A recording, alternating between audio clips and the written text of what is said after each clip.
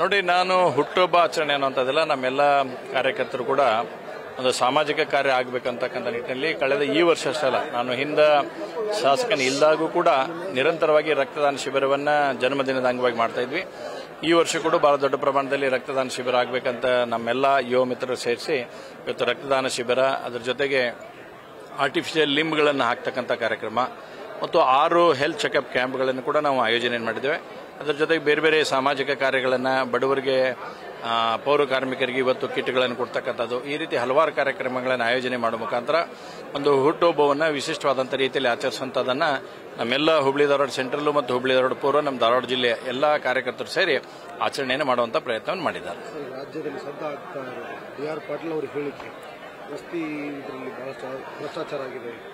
ನೋಡಿ, ಇವತ್ತು BR ಪಾಟೀಲ್ ಅವರು ಬಹಳ ಸತ್ಯಕ್ಕೆ ಸಮೀಪವಾಗಿರ್ತಕ್ಕಂಥ ಹೇಳಿಕೆಯನ್ನು ಕೊಟ್ಟಿದ್ದಾರೆ.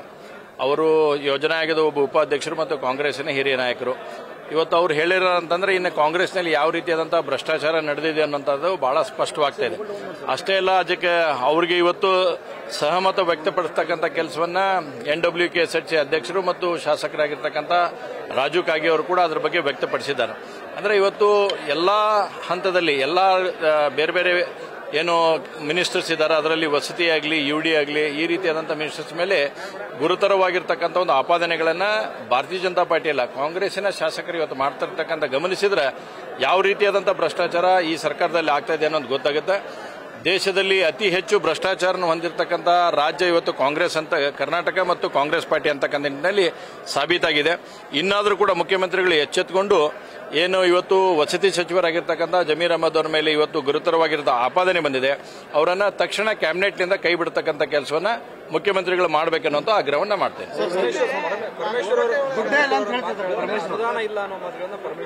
ಕೇಂದ್ರ ಸರ್ಕಾರನ ಕೊಡಬೇಕು ನಮಗೆ. ನೋಡಿ, ನಾನೀಗ ಕಳೆದ 2 ವರ್ಷವನ್ನ ನಾವು ಗತಿಸಿದ್ದೇವೆ.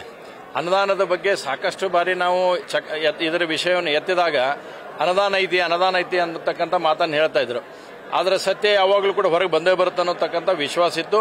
ಇವತ್ತು ಕಾಂಗ್ರೆಸ್ಸಿನ ಅನೇಕ ಹಿರಿಯ ನಾಯಕರು, ಕಿರಿಯ ಶಾಸಕರು, ಪ್ರಥಮ ಬಾರಿಗೆ ಆಯ್ಕೆಯಾಗಿರ್ತಕ್ಕಂಥ ಶಾಸಕರು ಕೂಡ ಇವತ್ತು ಹೇಳ್ತಾ ಇದ್ದಾರೆ, ನಮ್ಮ ವಿಧಾನಸಭಾ ಕ್ಷೇತ್ರದಲ್ಲಿ ಡೆವಲಪ್ಮೆಂಟ್ ಮಾಡಲಿಕ್ಕೆ, ಅಭಿವೃದ್ಧಿ ಮಾಡಲಿಕ್ಕೆ ಅನುದಾನದ ಕೊರತೆ ಬಹಳ ದೊಡ್ಡ ಪ್ರಮಾಣದಲ್ಲಿ ಆಗ್ತಿದೆ ಅಂತಕ್ಕಂಥದ್ದನ್ನ ಸ್ವತಃ ಕಾಂಗ್ರೆಸ್ನವರು ಹೇಳಿದ್ದಾರೆ.